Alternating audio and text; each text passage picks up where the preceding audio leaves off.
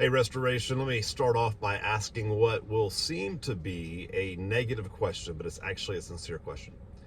Do you find yourself wired in such a way to see the wrong in any situation? I know, again, it seems negative, but let's be sincere. Do you find yourself wired in such a way, wired by God in such a way to see the wrong in any situation because you want to make it right?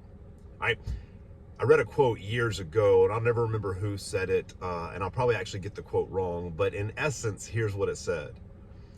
If you look for something wrong long enough in any given situation, you'll find something wrong in any situation.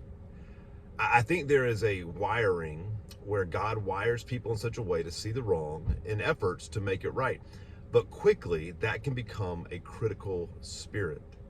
In Ephesians chapter 4, the Apostle Paul says, let no unwholesome words come from your mouth, but only such that is edifying to the body, so that you may give grace to others.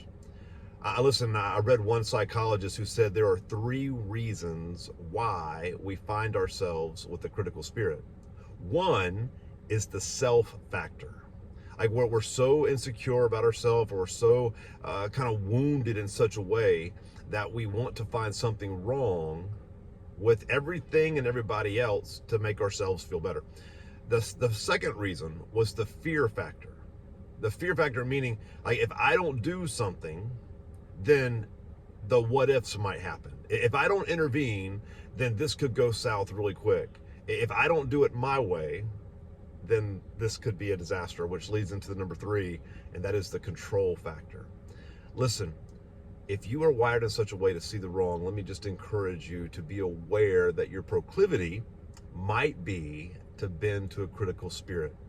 How do we overcome a critical spirit? I think 3 ways we can overcome a critical spirit. Number 1, we realize we've been saved by grace and that we are all sinners, and so we give grace instead of give grief. Number 2, we love, right? We give grace and then we love. We love by serving, we love by encouraging, we love by coming alongside. But number 1, we give grace instead of grief. Number 2, we love. And then number 3, we go before the Lord and ask him to give us the wisdom to know the difference between discernment and a critical spirit. Hopefully that'll encourage you this week, Restoration. Listen, a couple things coming up this weekend, kind of a big weekend at Restoration.